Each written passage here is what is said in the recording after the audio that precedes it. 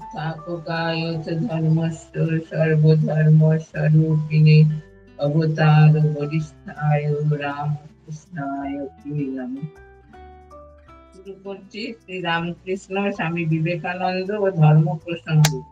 এই বই থেকে কথালাপে ধর্ম প্রসঙ্গ হচ্ছিল আমাদের। আজকে শুরু করছি 23 মার্চ 1973। সকালে মহারাজ স্বামীজির প্রসঙ্গ করছিলেন। মহারাজ, স্বামীজিকে খুঁটিয়ে পড়া দরকার, কারণ তিনি পৃথিবীর সমস্যার চেহারা এবং সমস্যার সমাধান কিভাবে করা যায় জানতেন। স্বামীজির সঙ্গে তার গুরু ভাইদের তফাৎ আছে। গুরু ভাইরা উপলব্ধিবান পুরুষ, তারাও এক এক দিকে বিরাট, কিন্তু স্বামীজির ছিল প্রফেট ভাব, তাই গুরু ভাইরা তাকে মেনে নিতে বাধ্য হয়েছিলেন। প্রথমে অনেকেই আপত্তি তুলেছিলেন।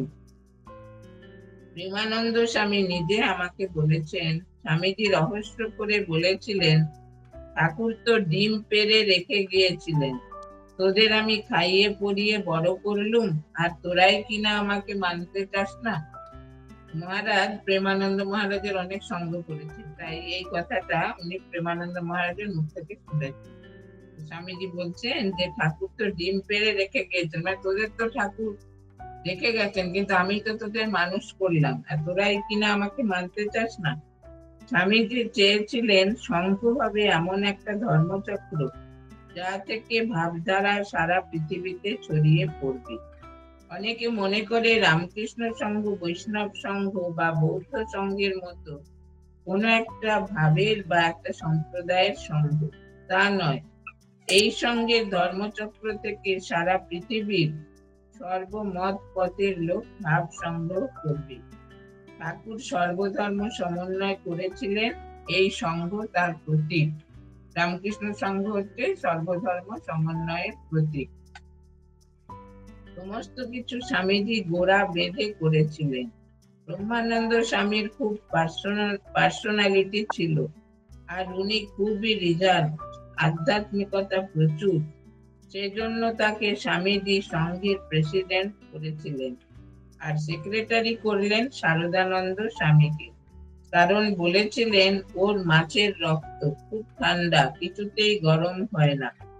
এইভাবে সব ব্যবস্থা করে উনি চলে গেলেন। স্বামীজির একটা অন্তর্দৃষ্টি ছিল তো। ব্রহ্মানন্দ মহারাজের খুব মানে অন্তর্মুখ ভাব ছিল, আর খুব স্পিরিচুয়ালিটি ছিল, সেই জন্য ওনাকে উনি প্রেসিডেন্ট করলেন। আর শারদানন্দ মহারাজের খুব ঠান্ডা মাথা, কিছুতেই উনি এক্সাইটেড হতেন না, তাকে করলেন সেক্রেটারি। স্বামীজি কোনো আপোষ করতে চাননি। তিনি লিখেছিলেন, মেরি, তুমি সন্ন্যাসীকে চেনো না। আমার পেছনে আমি এমন এক শক্তি দেখছি যা মানুষ, দেবতা ও শয়তানের শক্তির চেয়ে অনেক বড়। মেরি হেলকে স্বামীজি লিখেছিলেন এটা, যে আমার পেছনে এমন একটা শক্তি আছে যেটা শয়তান, দেবতা আর মানুষ সকলের থেকে শক্তিশালী। স্বামীজির কথার উপর গভীর শ্রদ্ধা রাখবি। ও জিনিস আমাদের একটু ছিল, তাই যেহেতু তিনি উপনিষদ পড়তে বলেছিলেন তাতে লেগে গেলুম। ছোট ছোট উপনিষদ তাড়াতাড়ি মুখস্থ করে ফেললুম। দুটি বড় উপনিষদ পরে কিনে মুখস্থ করেছি। স্বামীজি বলছি যে এটা বলে গেছে, স্বামীজি বলেছেন তো যে উপনিষদ পড়তে, তাই বলছেন যে আমরা করেছি, কি বলে, আমি ছোট ছোট উপনিষদ গুলো সব মুখস্থ করেছি, আর বড় দুটো উপনিষদ পরে কিনে পড়েছি। আজকে স্বামীজি বলে গেছেন, সুতরাং তা পড়তে হবে, এই ছিল আমাদের মনোভাব। আজকাল ছেলেদের দেখি কোনো উৎসাহ, কোনো এনার্জি নেই। লেখাপড়া জানা লোক, কেউ সিএ, কেউ অধ্যাপক, কেউ ইঞ্জিনিয়ার, কিন্তু সেই জেদ বা উৎসাহ নেই, একটুতেই এগিয়ে পড়ে। এই হচ্ছে ঘোরতম। 10টা 5টা অফিস করতেই সব শক্তি নিঃশেষ হয়ে যাচ্ছে। স্বামীজির অনুপ্রেরণা নানা দিক দিয়ে কাজ করছে। আদি স্বদেশীদের মধ্যে স্বামী প্রজ্ঞানন্দ সাধু হয়ে গিয়েছিলেন, আরো অনেক স্বদেশী সাধু হয়েছেন। স্বামীজির আদর্শে স্বদেশী যুগে বহু লোক দেশ সেবায় ঝাঁপিয়ে পড়েছিলেন। নিবেদিতা ও পরে সুভাষচন্দ্র স্বামীজির এই দেশপ্রেমের দিকটি ফুটিয়ে তুলেছিলেন, কিন্তু এটি যে স্বামীজির সম্পূর্ণ দিক নয় এটা বুঝবার ক্ষমতা অনেকেরই ছিল না। সেজন্য অনেকেই মনে করেছিলেন যে নিবেদিতা সংঘ ছাড়ার সঙ্গে সঙ্গে সংঘ শেষ হয়ে গেল, কিন্তু তা হয়নি। সংঘ অনেক বড় কাজের জন্য স্বামীজি তৈরি করেছিলেন। স্বামীজি তো সংঘটা তৈরি করেছে না, যখন নিবেদিতা সংঘ ত্যাগ করলেন অনেকে ভেবেছিল এবার রামকৃষ্ণ সংঘ উঠে যাবে, কিন্তু ওঠেনি কেন? স্বামীজি এটা তৈরি করেছিলেন অনেক বড় কাজের জন্য। চাপরাশ না পেলে কাজ করা যায় না। ঠাকুর স্বামীজিকে চাপরাশ দিয়েছিলেন, ওকে দিয়েই কাজ করাবেন, না হলে অতজন শিষ্যের মধ্যে স্বামীজিকেই বা বাঁচলেন কেন? বললেন নরেন লোক শিক্ষে দেবে, সুতরাং স্বামীজি যা বলেছেন তাই করতে হবে। ওর মধ্য দিয়েই ঠাকুর কাজ করছেন। স্বামীজির কথাকে ঠিকমতো বোঝা চাই। উনি যখন বলেন কর্মটর্ম সব উড়ে যাচ্ছে, তখন কোন অবস্থা থেকে বলছেন তা বুঝতে হবে। ওসব অনেক উঁচু অবস্থার কথা, তলায় পড়ে থেকে ওসব বলা চলবে না। আমাদের কাজ করতে হবে, প্রচন্ড কাজ করতে হবে। স্বামীজি একটাকে বলছেন না কর্মটর্ম সব উড়ে যাচ্ছে, এখন শুধু আমার ধ্যান করতে ইচ্ছা হচ্ছে। এটা অনেক উঁচু অবস্থার কথা, আমাদের সেটা অনুসরণ করলে হবে না, আমাদের কাজই করতে হবে, প্রচন্ড কাজ। এরপর 5ই মে 1973 মহারাজের শরীর খুবই অসুস্থ যাচ্ছে। মহারাজ বললেন এ শরীরটা বড়ই দুর্বল হয়েছে। যাকে কোনোদিন শরীরের দুর্বলতার কথা বলতে শোনা যায়নি, হার্ট অ্যাটাকের পরেও যাকে সদা প্রফুল্ল দেখা গেছে, তার এই কথা স্তব্ধ হয়ে গেল উপস্থিত সকলে। মহারাজ খুব শক্তিশালী ছিলেন আর রোজ ব্যায়াম করতেন, সেই জন্য খুব কর্মঠ ছিলেন আর প্রচুর কাজ করতেন, আর একদম বিশ্রাম নিতেনই না। কোনোদিন বলতেন না যে শরীর খারাপ। সেই মানুষ বলছেন যে, সেই মহারাজ বলছেন যে শরীর খারাপ, শরীর খুব দুর্বল হয়েছে, তখন সবাই খুব স্তম্ভিত হয়ে গেল। তারপর মহারাজ নিজের মনেই যেন বলে যেতে লাগলেন, জীবনের কথা বলো, মরণের কথা কেন? কিন্তু শুনলো না। হ্যাঁ, এটা নিজেই আর কি স্বগতোক্তি করছেন একটা। বোঝা গেল কঠোপনিষদের নচিকেতার কথা বলছেন। আবার বললেন যম অনেক ঐশ্বর্য দিতে চাইলেন, রাজত্ব বৈভব, কিন্তু ছেলে শুনলো না। 15 বৎসরের বালক যমকে বললে মরণের কথা শুনতে চাই বলো। হ্যাঁ, মহারাজ এটা বলে চুপ করে গেলেন। নচিকেতার যমরাজের সঙ্গে যে কথোপকথন সেটা বলে বলছেন নচিকেতাকে যমরাজ অনেক প্রলোভন দেখালেন, অনেক বৈভব, অনেক অপ্সরা এসব দেব, অনেক আয়ু দেব, তুমি এই প্রশ্ন করো না যে মৃত্যুর পর আত্মা আছে কি নেই, এটা এই প্রশ্ন জিজ্ঞাসা করেছিলেন নচিকেতা, কিন্তু 15 বছরের ছেলে। কিন্তু নচিকেতা বললেন যমরাজের কথা শুনে যে না, আমি এই প্রশ্নের উত্তর চাই, আপনার এই ঐশ্বর্য, এই অপ্সরা এরা আপনারই থাক, আমার এগুলো চাই না, এগুলো সব ক্ষণস্থায়ী, আমি আমার প্রশ্নেরই উত্তর চাই। শেষে যমরাজ নচিকেতাকে সেই প্রশ্নের উত্তর দিলেন।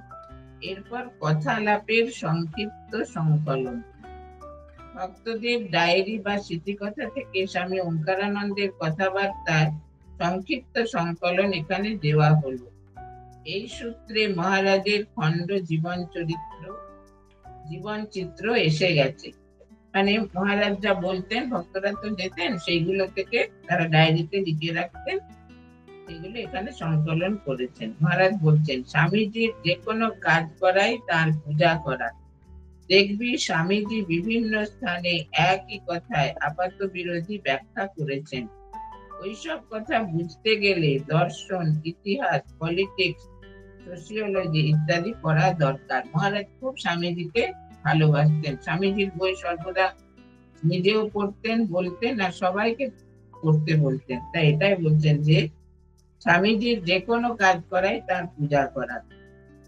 সংসারী লোককে তার একটি সংসারের চিন্তা নিয়েই ব্যস্ত থাকতে হয়, কিন্তু সাধককে অনেক সংসারের কল্যাণ চিন্তা করতে হয়।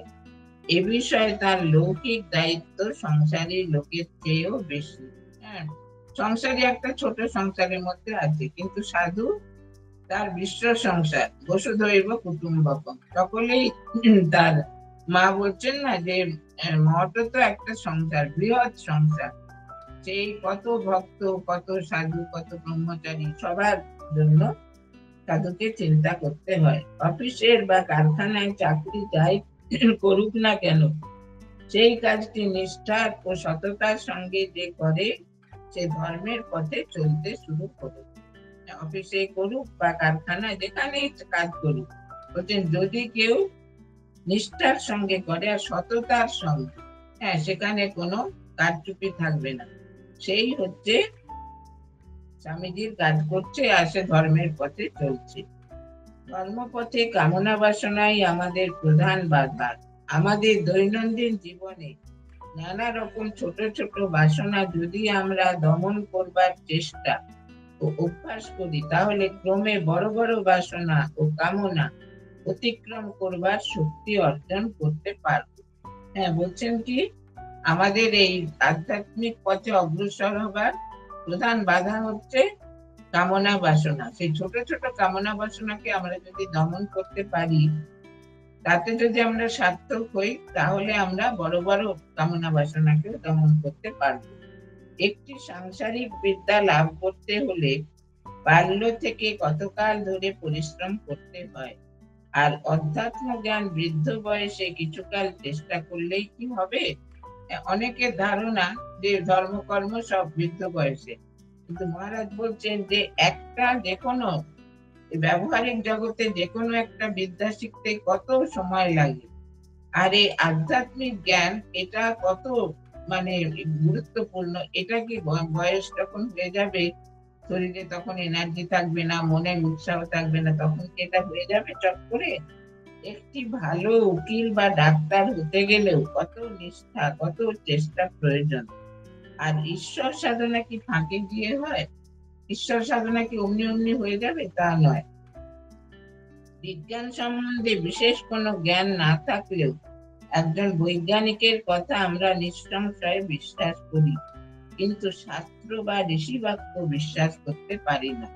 এটা বলছেন, যেটা আমাদের মনটা বহির্মুখী বলে একজন বৈজ্ঞানিক, সে যদি খুব ভালো বৈজ্ঞানিক তিনি না হন, তবু আমরা বিশ্বাস করি কি যে তিনি বৈজ্ঞানিক, তো বিজ্ঞানের কথা যখন বলছেন নিশ্চয়ই এটা ঠিক ঠিক। কিন্তু ঋষি বাক্য, ঋষিদের তো উপলব্ধি সমস্ত হয়েছে, মানে আধ্যাত্মিক জ্ঞান, তাদের কথা আমরা বিশ্বাস করতে চাই না। ক্ষণিকের জন্য ঈশ্বরের কোন রূপ দর্শন হলেই ঈশ্বর লাভ হয় না। সেই রূপ দর্শনের সঙ্গে যদি বাহ্য জ্ঞান লোপ পায়, নিজের দেহ ও জগৎ ভুল হয়ে যায়, তবেই ঈশ্বরের সাক্ষাৎকার হয়, ঈশ্বর লাভ হয়। কোনো স্বপ্ন দেখলো বা কোনো একটা একটুখানি দর্শন হলো, তাতে কিন্তু ঈশ্বর লাভ হয় না। বলছেন যে যার ঈশ্বর লাভ হবে, তার শরীর ভুল হয়ে যাবে, জগৎ ভুল হয়ে যাবে, বাহ্য জ্ঞান লোপ হয়ে যাবে, আর ঈশ্বর ঈশ্বর ছাড়া তার আর মনে কিছু থাকবে না, তখনই তার ঈশ্বর লাভ হয়েছে বুঝতে হবে। যেমন ঠাকুরের প্রিয়জনের মৃত্যুর পর এই কথাটি চিন্তা করলে শোক অনেকটা নিবারণ হয়। বহু জন্মে বহু প্রিয়জনকে হারিয়েছি, কিন্তু বর্তমান জীবনে তার কিছুই মনে নেই। তেমনি এই জন্মের বিয়োগ ব্যথাও কালের প্রভাবে এই জন্মেই ক্রমশ ভুলে যাব। বলছেন যদি কখনো নিকট আত্মীয়ের বিয়োগ হয়, তখন তো মন খুব শোকাকুল হয়ে যায়, তখন এইটা চিন্তা করতে হয় যে অনেক জন্ম তো আমরা পেরিয়ে এসেছি, সেই সব জন্মে কত আত্মীয় স্বজনকে আমরা হারিয়েছি, সেগুলো তো মনে নেই। তাহলে এই জন্মে যাদের হারাচ্ছি তাদেরও মনে থাকবে না, তাদের কথাও আমরা ভুলে যাব। আত্মার জন্ম নেই, মৃত্যু নেই, কিন্তু গীতায় আছে দেহি জীর্ণ বস্ত্রের ন্যায় দেহত্যাগ করে নূতন দেহে পুনর্জন্ম গ্রহণ করে। এখানে দেহি মানে আত্মা নয়, মন, বুদ্ধি, চিত্ত, অহংকার সমন্বিত অন্তঃকরণ। হ্যাঁ, আমরা দেহি মানে আত্মা বুঝি তো, কিন্তু মহারাজ বলছেন যে দেহি মানে আত্মা নয়। আত্মার তো জন্ম মৃত্যু কিছু নেই, কিন্তু গীতায় আছে না, বাসাংশি জীর্ণানি যথা বিহায় নবানি গৃহ্ণাতি নর অপরাণি তথা শরীরানি বিহায় জীর্ণানি অন্যানি সংয়াতি নবানি দেহি। যখন মানুষ কাপড় ছিঁড়ে গেলে সেই কাপড়টা বাদ দিয়ে নতুন কাপড় পরে, সেই রকম শরীরে আত্মা যখন, শরীরটা যখন জীর্ণ হয়ে যায়, আত্মা তখন সেই শরীর ত্যাগ করে অন্য একটা নতুন শরীর গ্রহণ করেন।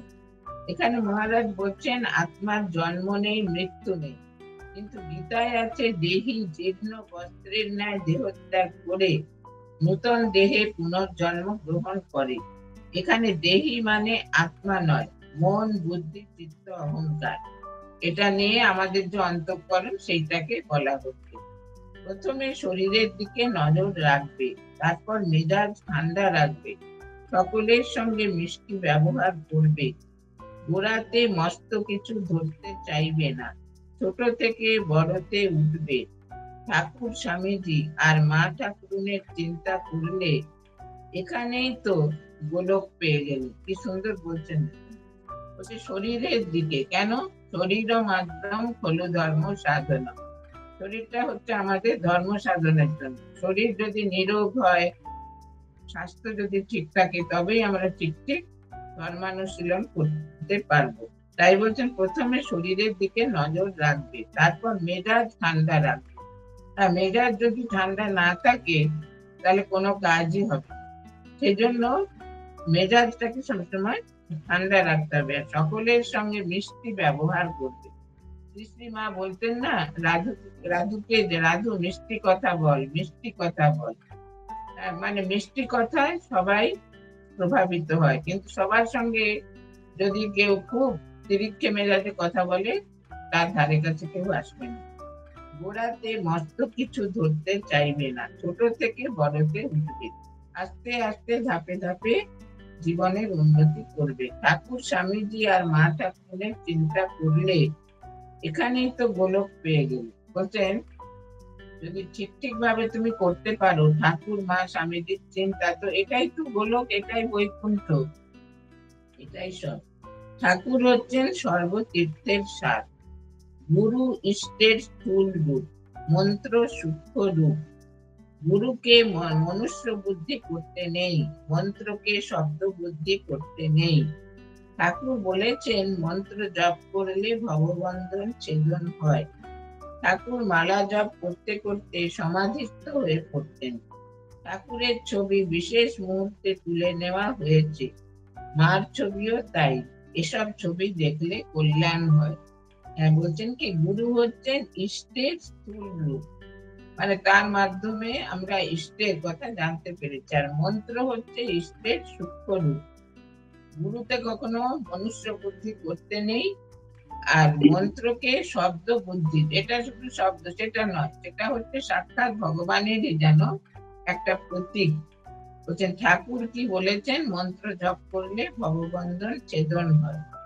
ঠাকুর মালা জপ করতে করতে সমাধিস্থ হয়ে যেতেন। ঠাকুরের ছবি বিশেষ মুহূর্তে সমাধি অবস্থায়, যে ছবি আমরা সবাই পুজো করি, সেটা ষটচক্র ভেদের মূর্তি। ঠাকুর নিজে বলেছেন সব কিছু, সব দেব দেবী ওই ঠাকুরের ছবির মধ্যে আছে। বলছেন যে মার ছবিও তাই, এসব ছবি দেখলে কল্যাণ হয়। যদি ঠাকুর স্বামীজির নামে এখন কোনো ভাব না পাও, তবু বাবা তার নাম ধরে বসে থাকো, তাহলেই হয়ে যাবে। হ্যাঁ, হয়তো কোনো কিছু উপলব্ধি হচ্ছে না বা কোনো কিছু বুঝতে পারছো না, কিন্তু তার সেই নাম ধরে তুমি বসে থাকো, বিশ্বাস করো, তাহলে তুমি ঠিক ঠিক তোমার উপলব্ধি হবে। স্বামীজির আদর্শকে ধরে থাকো, বর্তমান পরিস্থিতিতে এই হলো আমাদের একমাত্র কাজ। হ্যাঁ, ঠাকুরকে বুঝতে গেলে স্বামীজির মাধ্যমে বুঝতে হবে। সেজন্য মহারাজ বলতেন স্বামীজির আদর্শকে ধরে থাকো।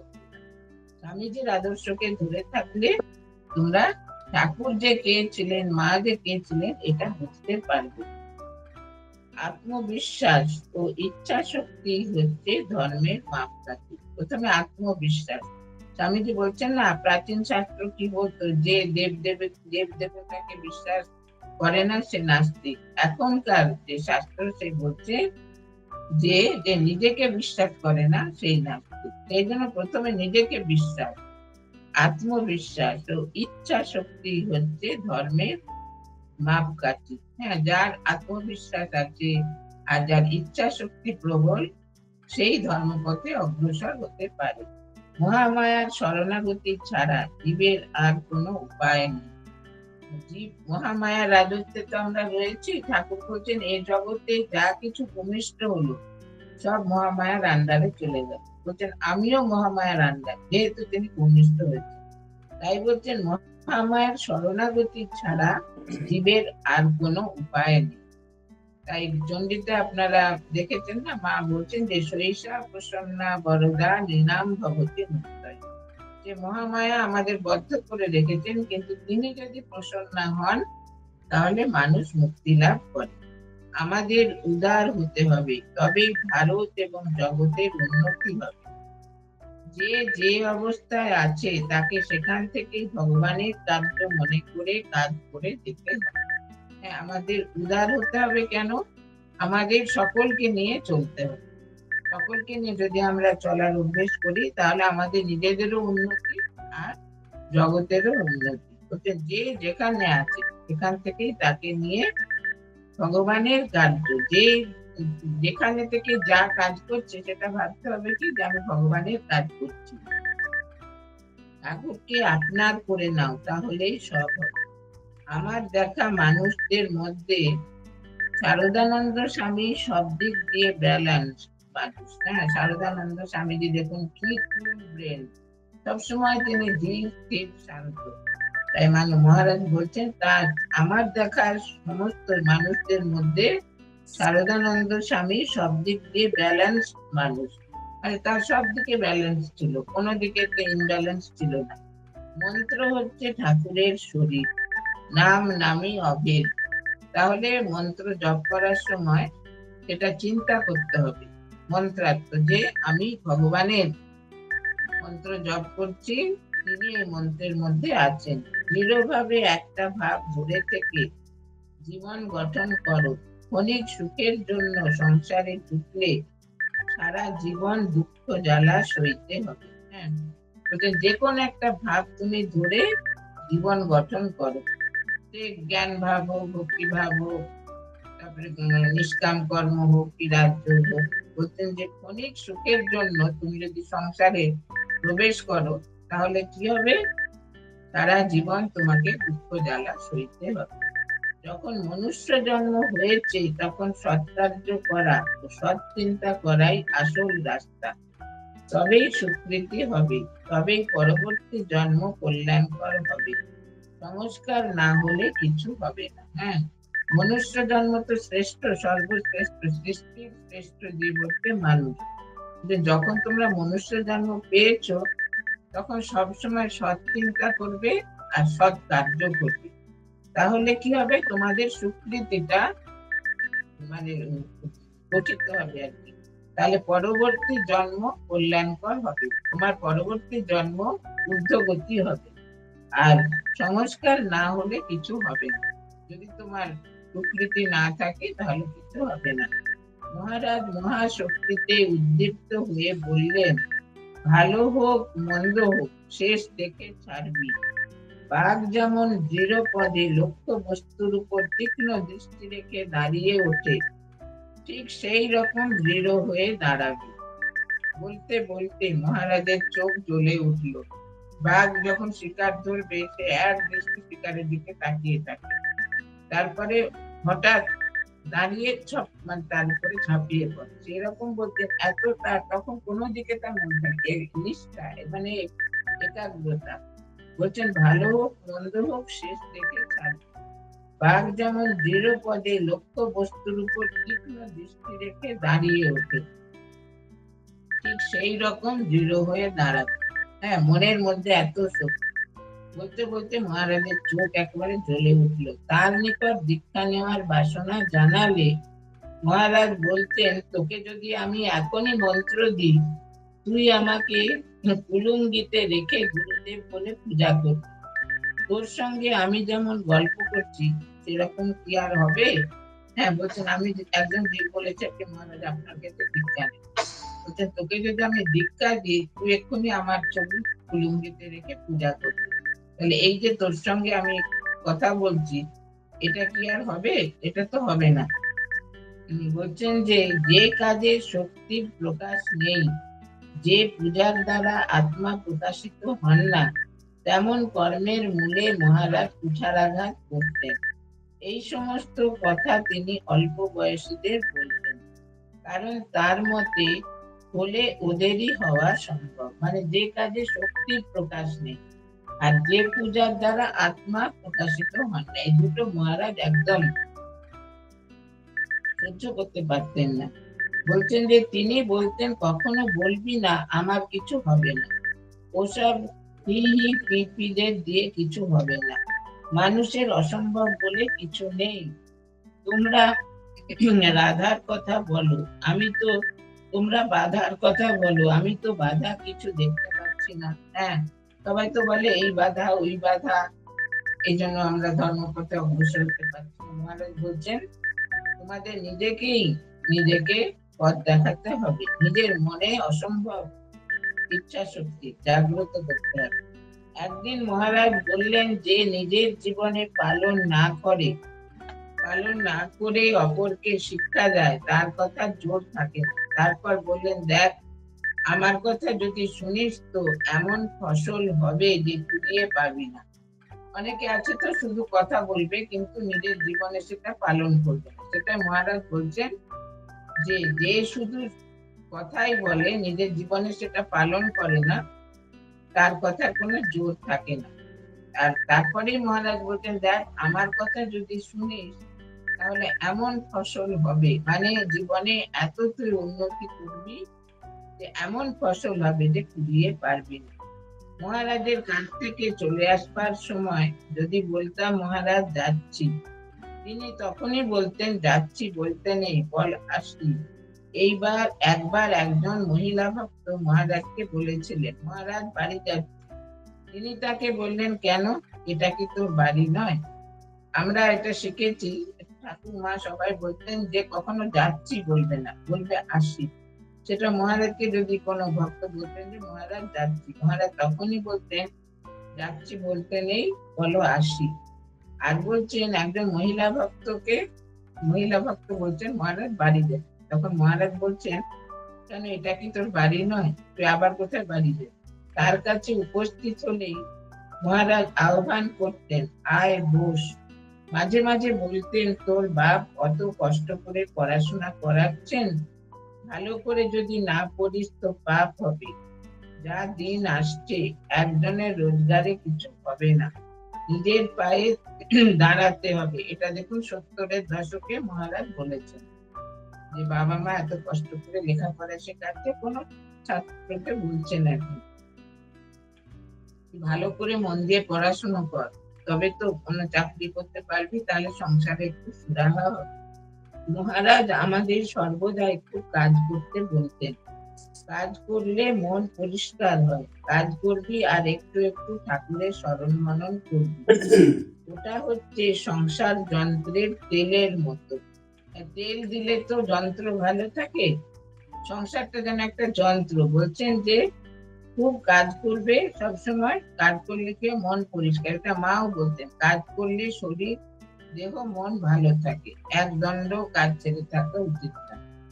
আর বলতেন যে কাজ করবি আর একটু একটু ঠাকুরের স্মরণ মনন করবি, ওটা যেন তেলের মতো, সংসার যন্ত্রে যেন ওটা তেল দেওয়া হচ্ছে, তাহলে সংসার যন্ত্রটা ভালো করে চলবে। সকালে দীক্ষা দিয়েছেন, দুপুরে প্রসাদ পাওয়ার পরে দীক্ষা প্রাপ্তদের বললেন, জপ ধ্যানের বেশি বাড়াবাড়ি করতে যেও না, বাড়াবাড়ি করলে মাথা খারাপ হয়ে যাবে।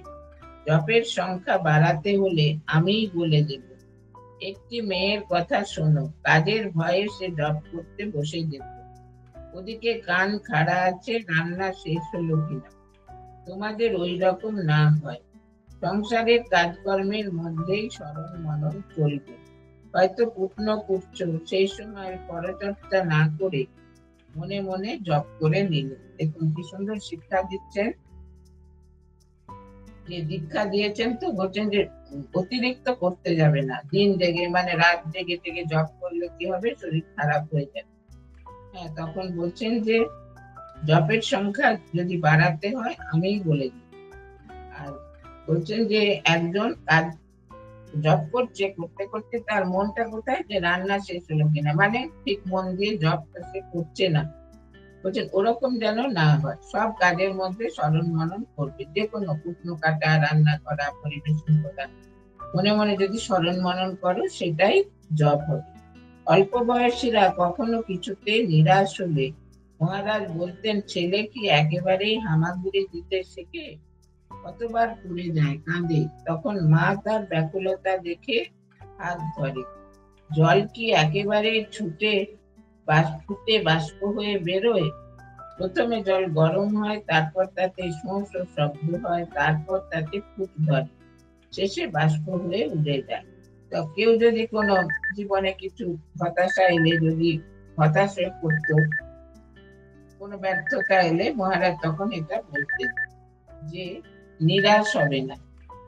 নিরাশ বলতেন, ছোটবেলায় কি তুমি একেবারে হামাগুড়ি দিতে শিখেছো, কতবার পড়ে গেছো, কতবার কেঁদেছো, সেই জন্য বলছেন। আর জল যখন ফোটে, বলছে জল কি বসানো মাত্র ফুটে যাবে, তা তো নয়, জলটা গরম হবে, তারপর সেটা যখন ফোটার মতো টেম্পারেচার হবে, তার আগে শোঁ শোঁ শব্দ হবে, তারপর সেটা ফুটতে আরম্ভ করবে, হয়ে বাষ্প হয়ে উড়ে যাবে। সেরকম সব জিনিসেরই প্রসেস আছে। বলছেন মহারাজের কাছে যারা যেত প্রায় সবাই একটা না একটা অশান্তির দীর্ঘশ্বাস নিয়ে যেত। একদিন এই বিষয়ে আমাদের কাছে বলেছিলেন, সংসারে তো অশান্তি থাকবেই মা, খুঁটিবাটি গুলো একসঙ্গে থাকলে যেমন ঠোকাঠুকি লাগে, এও ঠিক তেমনই। সংসারে যদি শান্তিতে একসঙ্গে থাকতে না পারো, তাহলে কি বনে গিয়ে থাকবে? সেখানে তো আরো ভয়ঙ্কর জীবজন্তুর সঙ্গে বাস করতে হবে। সুতরাং সংসারে একটু মানিয়ে নিয়ে অপরের সুখ সুবিধা বিবেচনা করে চলতে হবে। সংসারে তো অনেক প্রতিকূলতা, সবাই এসে মহারাজকে বলতেন, মহারাজ এই এই অসুবিধা, সেই অসুবিধা, এই অশান্তি, সেই অশান্তি। মহারাজ তখন একজনকে বলেছেন যে সংসারে তো অশান্তি থাকবেই, যদি ঘটি বাটি কতগুলো একসঙ্গে রাখো, সেগুলো লেগে ঠোকাঠুকি হয়ে শক্ত হবে। আর সংসারে যদি না থাকতে পারো, তাহলে কোথায় যাবে, বনে জঙ্গলে? বনে জঙ্গলে তো আরো ভয়ঙ্কর সব বাঘ, সিংহ, সব জন্তু জানোয়ার, মানে হিংস্র জন্তু জানোয়ার। সেই জন্য বলতেন সংসারে একটু বনিয়ে বানিয়ে চলতে হয়। একবার এক মহিলা ভক্ত মহারাজকে বললেন, সহ্য করা বড় গুণ, কিন্তু দেখা যায় যারা সহ্য করে তারাই বেশি কষ্ট ভোগ করে। মহারাজ বললেন, তুই যে সহ্য করার কথা বলছিস, সেটা হচ্ছে মুখ বুঝে কষ্ট করে সহ্য করা, কিন্তু সহ্য করা বলতে তা বোঝায় না। তোকে যদি কেউ কটু কথা বলে, হেসে উড়িয়ে দিয়ে তার সঙ্গে আগে যেমন কথা বলতিস এরকম যদি বলতে পারিস, তাহলে সহ্য করা হয়।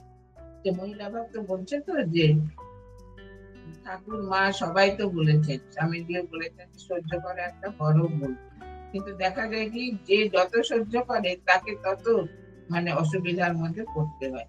তখন মহারাজ বলছেন, তুমি যে সহ্য করার কথা বলছিস, সেটা হচ্ছে মুখ বুঝে সহ্য করা, যে যা বলছো আমি সহ্য করে কিছু বলবো না। কিন্তু সহ্য হচ্ছে সেইটা, কেউ যদি তোকে কোনো কষ্ট দিয়ে কথা বলে, তখন যদি তার কথাটা হেসে তুমি উড়িয়ে দাও, তাহলে সেটা সহ্য করো। তাকে কিছু তুমি প্রতিকার করতে বললে না, আর তার কথাটাও তুমি সেইভাবে নিলে না, সে যেভাবে বলছে খুব হালকা ভাবে নিয়ে সে কথা হেসে উড়িয়ে দিলে, তখনই সেটা সহ্য করা বলা হয়। মহারাজের সঙ্গে প্রথম সাক্ষাৎকারের দিনে মধ্যাহ্নে প্রবল বর্ষণে পথঘাট জলমগ্ন হয়ে কাকুরগাছি আশ্রমের পথ দুর্গম হয়ে দাঁড়িয়েছিল। প্রথম সাক্ষাতে মহারাজ পূর্ব পরিচিতের ন্যায় কথাবার্তার অবতারণা করলেন। আমরা শিক্ষকতা বৃত্তিতে যুক্ত আছি জেনে প্রশ্ন করলেন, মেয়েরা কেমন? উত্তর, মেয়েরা ভালোই, এখন আমাদের ঠিক মতো চালাবার অপেক্ষা। মহারাজের গুরুগম্ভীর বিশাল ব্যক্তিত্বপূর্ণ মুখভাব কোমল হয়ে উঠল। কিশোর কিশোরীগণের বর্তমান যুগের মনোভাব, উপযুক্ত শিক্ষাব্রতির নিকট তাদের শিক্ষা লাভের আকাঙ্ক্ষা, ওই ব্যাপারে তাদের নৈরাশ্য, উপযুক্ত পথ নির্দেশকের অভাবে তারা কিভাবে সংশয়াপন্ন লক্ষ্যভ্রষ্ট, এই সকল বলতে লাগলেন। দেশে যুব সমাজে রক্তাক্ত বিপ্লবের কথাটাই তখন প্রবল। তখন সে নকশাল পিরিয়ড, 70-এর দশকে, সেটাই মহারাজ খুব মানে খুব মনে মনে খুব দুঃখ নিয়ে বলছিলেন। সেই অন্ধকারময় কুটির রাজনীতি বটম থেকে ছেলেরা একদিন ফিরবেই, একথা দৃঢ় বিশ্বাসের সঙ্গে বলতে লাগলো যে ছেলেরা একদিন এই পথ থেকে ফিরে আসবে, ঠিক ঠিক পথে। হ্যাঁ, তারা এই ধ্বংসের পথ পরিত্যাগ করবে। খুব সকালে স্নানাদি করে আশ্রমে উপস্থিত হলাম। সেদিন পূর্ণ অক্ষয় তৃতীয়া দিবস। ওই দিনে আরো 2-1 জন ভক্ত উপস্থিত ছিলেন। বস্তু জগৎ, নাম ও নামী, এই প্রসঙ্গ নিয়ে তিনি কথা বলতে লাগলেন। একটি অল্প বয়স্ক বালক ওই দিনে মহারাজকে প্রণাম করতে এসেছে। 2-1 দিনের মধ্যে তার উপনয়ন। বালকটির সঙ্গে বালকের মতোই মহারাজ কথা জুড়ে দিলেন। অক্ষয় তৃতীয়া তো খুব ভালো দিন। কয়েকজন ভক্ত এসছেন আর একটা বালক। মহারাজ, কি বলিস, পৈতের দিন বাড়িতে খুব খাওয়া দাওয়ার ধুম, সকলেই আনন্দ করছে, আর তুই বেবাক দণ্ডি ঘরে একলা আটকে আছিস। কতক্ষণ বা ধৈর্য ধরা যায়? একটু একটু ভালো কিছু লুকিয়ে খেলে দোষ কি? মানে ওর সঙ্গে আর কি ওর মতোই কথা বলছেন, খুব মজা করে। মনে কর ইলিশ মাছ সর্ষে বাটা দিয়ে রান্না হয়েছে, সবাই কষে খাবে, আর তুই এই অবস্থায় একটু লুকিয়ে খেলে ক্ষতি কি, তাকে বলছেন। ছেলেটি গড়রাজি, না, এরকম সম্ভব নয়, তার কইতে হবে তো। মহারাজ তখন অতি সুমিষ্ট ভাবে আহারাদি ও আচরণে সংযম, শাস্ত্রীয় ক্রিয়াদির প্রতি নিষ্ঠার বিষয়টি তাকে বোঝাতে লাগলেন। মহারাজ খুব শাস্ত্রজ্ঞানী ছিলেন। তিনি পূজা অর্চনা খুব ভালো করতেন। কালী পূজা, জগদ্ধাত্রী পূজা সমস্ত একলা, তন্ত্রধারক ছাড়াই। হ্যাঁ, সেই জন্য তাকে তখন প্রথমে একটু মজা করলেন, তারপরে তাকে খুব ভালো করে বুঝিয়ে দিলেন যে কিরকম আহার আদি করতে হবে, আচরণে সংযম, শাস্ত্রীয় ক্রিয়া কিরকম করতে হবে, উপনয়নে, এগুলো বুঝিয়ে দিলেন। প্রশ্ন, মহারাজ, আমাদের পরিণত বয়স, আমাদের কি উপায়? মহারাজ, হ্যাঁ, মাথাটি বেশ সাদা করে বসে আছে। এখন কি করবে? কিভাবে সময় কাটাও? পড়ো, কত পড়বে? পড়ার চোখ যেতে পারে, শোনার কান যেতে পারে। যদি বলো কান আছে, কানে শুনবো, কি শুনবে? কে বলবে? চিত্তের শূন্যতা কি দিয়ে ভরিয়ে রাখবে? হ্যাঁ, মহারাজ বলছেন, হ্যাঁ, ওরা বলছেন ভক্তরা যে আমাদের তো বয়স হয়েছে। বলছেন, হ্যাঁ, বয়স তো হয়েছে, এখন কি করবে?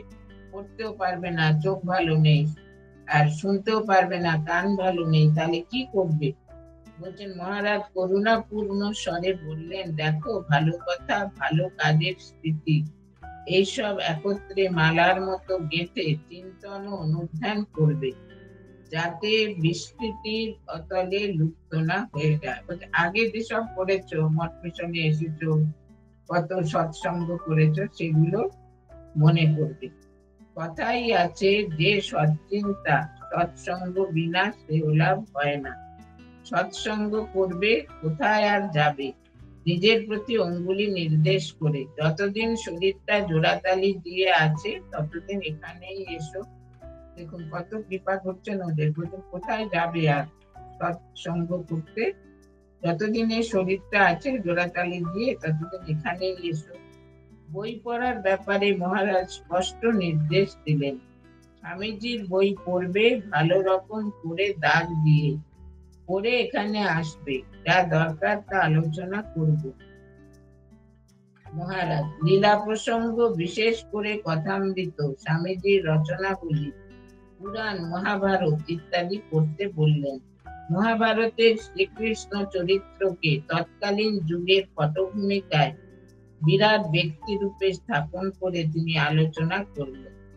ধর্মজগতে ভারতের অতিশয় গুরুত্বপূর্ণ ভূমিকা আছে, এই কথাটি শ্রী শ্রী ঠাকুরের ধর্মশিক্ষার মধ্যেই আছে।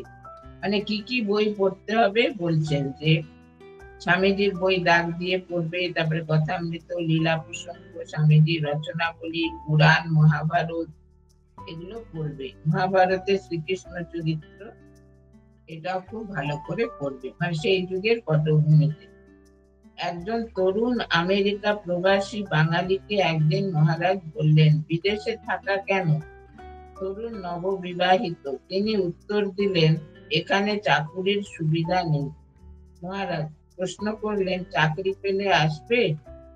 যুবক ইতস্তত করে উত্তর করছেন, আসার তো ইচ্ছে, তবে এখানে সুযোগ সুবিধা তত নেই, বেতনও কম।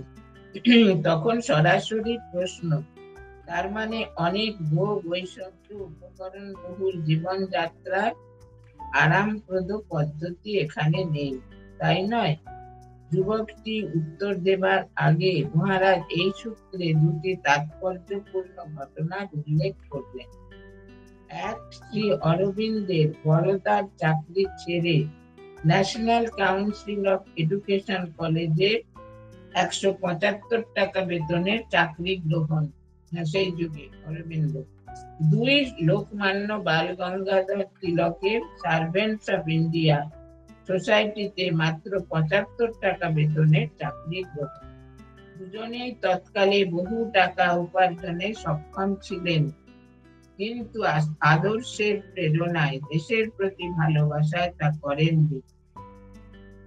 আরো মন্তব্য করলেন, যদি বা বিদেশে কাজে কাল কাটাতে হয়, তবে নিজ আচরণ দ্বারা স্বদেশকে বিদেশির নিকট চিনিয়ে দেবার সুযোগ দিতে হবে। ভারতীয় সংস্কৃতির মর্মবাণীর সঙ্গে বিদেশিগণকে পরিচিত করার কাজটাই প্রবাসী তরুণগণ করুন। বলছেন, স্বামীজি যেমন ভারতের যে সনাতন ধর্ম, তার ভারতের ঐতিহ্য বিদেশিদের কাছে সব বলেছিলেন, তারা জানতে পেরেছিলেন, এরকম তুমিও করবে। বিদেশে যদি থাকো, ভারতের যে সনাতন ঐতিহ্য সেটা তাদের বলবে। মহারাজের নিকট যে প্রসঙ্গ নিয়েই কেউ আসুক না কেন, তার কথা স্রোতের মধ্যে সব উত্তর মিলে যেত। যোগদান মঠে উৎসবের দিনে অনেকেই আসেন। উৎসব প্রাঙ্গণে কীর্তন, মন্দিরে শ্রী শ্রী ঠাকুরের ভোগারতির আয়োজন, হোমের ধূপের গন্ধ, এসবের দ্বারা পবিত্র ও উচ্চ ভাবোদ্দীপক পরিবেশ সৃষ্টি হয়। এরই মধ্যে বর্তমান যুব সমাজের অধোগতি, গ্লানিকর সমাজ ব্যবস্থা, এই বিষয়ে আলোচনা হয়ে গেছে। কেউ বা সেসব সম্বন্ধে তীব্র সমালোচনা করেছেন। পূজ্যপাদ মহারাজ গম্ভীর বচনে বলেছেন, এখন এই পরিবেশে ঠাকুরের কথা, স্বামীজির কথা চিন্তা না করে, সেই প্রসঙ্গকে আলোচনার বস্তুরূপে গ্রহণ না করে রাজনীতির চর্চা, বিষয় চর্চা বা পরচর্চা করা খুবই অনুচিত। কবে এ বিষয়ে চৈতন্য হবে?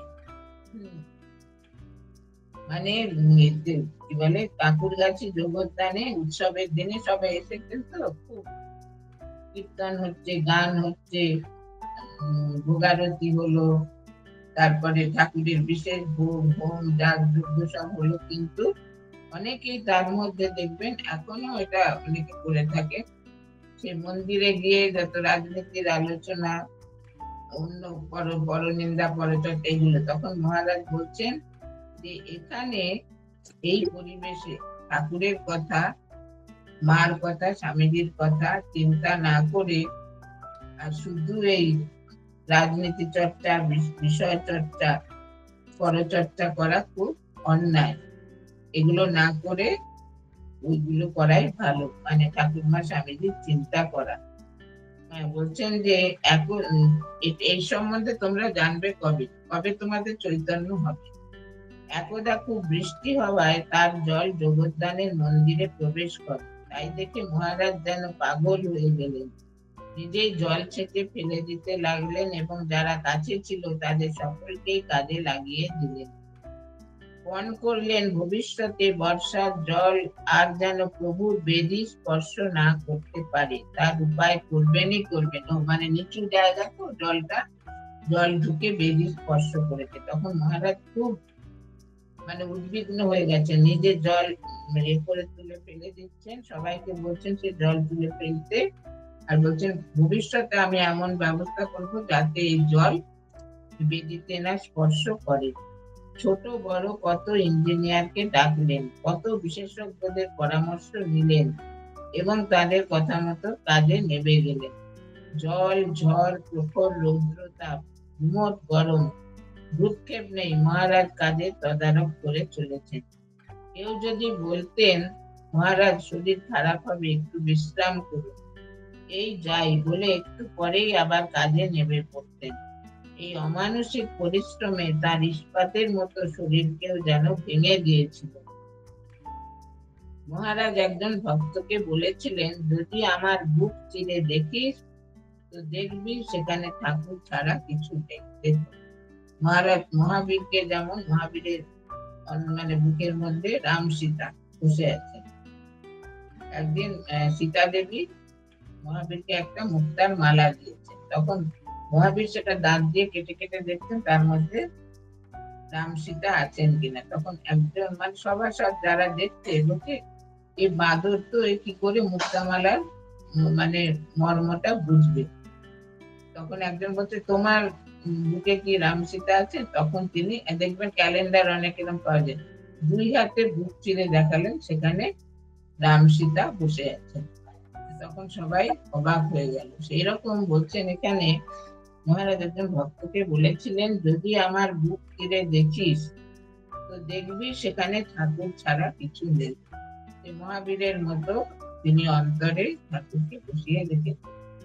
এই যে মানে ঠাকুরের প্রতি তার নিষ্ঠা, মায়ের প্রতি, স্বামীজির প্রতি এই যে নিষ্ঠা, এটা সবই মানে এই পরম্পরা ক্রমে চলে আসছে। এরা তো কেউ সাধারণ মানুষ নন, এরা হচ্ছেন ঠাকুরের অন্তরঙ্গ পার্শ্বদের সঙ্গ করেছেন, ঠাকুরের ভাবে ভাবিত, ঠাকুরের সঙ্গে যোগ দিয়েছেন, আর তাদের জীবনে ঠাকুর মা স্বামীজি হচ্ছেন ধ্রুবতারা, আর অন্য কোনো চিন্তা তাদের মনে ছিল না। সেই চিন্তায় তারা সবসময় তন্ময় হয়ে থাকতেন। সেই মহারাজ সেই দৃষ্টিভঙ্গি থেকে বলেছেন যে যদি বুক চিরে দেখিস তো দেখবি ঠাকুর মা ছাড়া কিছু নেই, ঠাকুর ছাড়া সেখানে কিছু নেই। সুতরাং এইসব মহাপুরুষদের জীবন আমাদের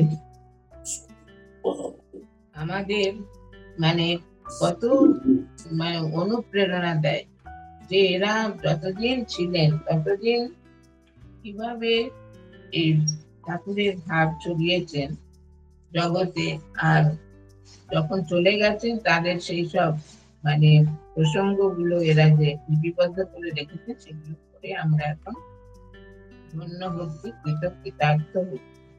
সুতরাং আজকে এই পর্যন্তই থাক। ঠাকুরমা স্বামীজির শ্রীপাদ পদ্মে শতকোটি প্রণাম নিবেদন করি, মহারাজের শ্রীচরণে শতকোটি প্রণাম নিবেদন করি। তাদের শুভ আশীর্বাদ আপনাদের সকল। মাতাজি প্রণাম। শ্রী শ্রী ঠাকুর মা স্বামীজি মহারাজ গুরুদেবের শ্রীচরণে অনন্ত প্রণাম জানাই। উপস্থিত পূজনীয়া মাতাজি শ্রীচরণে শ্রদ্ধা ভক্তি পূর্ণ প্রণাম জানাই। উপস্থিত সমস্ত রামকৃষ্ণ ভক্ত মন্ডলীকে শ্রদ্ধা ভালোবাসা প্রণাম জানিয়ে নিবেদন।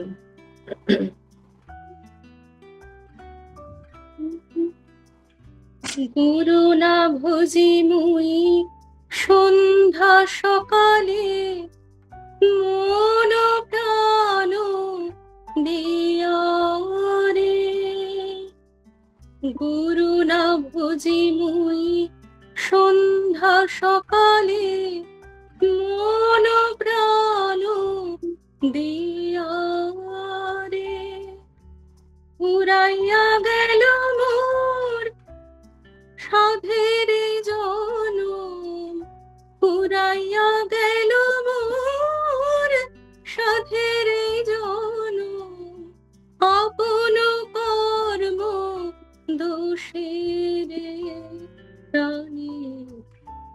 বান্ধব রে, দাও দেখা দয়া করে, প্রাণের বান্ধব রে, দাও দেখা দয়া করে।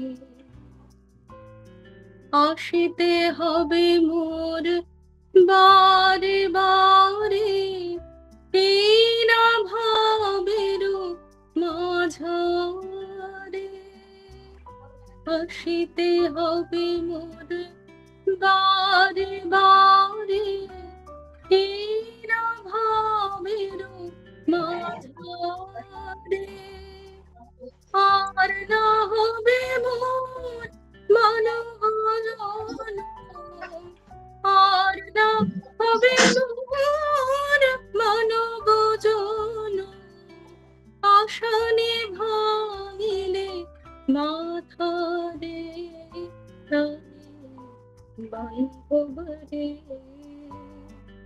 দাও দেখা দয়া করে, প্রাণে বান্ধব রে, দাও দেখা দয়া করে। যাহারু লাগিয়া খাটিয়া মরিনু, সে তো ভুলিয়া যাবে রে। যাহারু লাগিয়া খাটিয়া মরিনু, সে তো ভুলিয়া যাবে রে।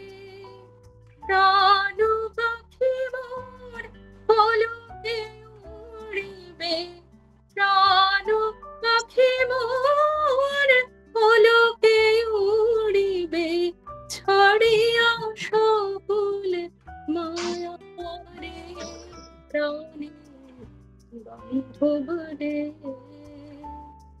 দাও দেখা প্রাণে বান্ধব রে,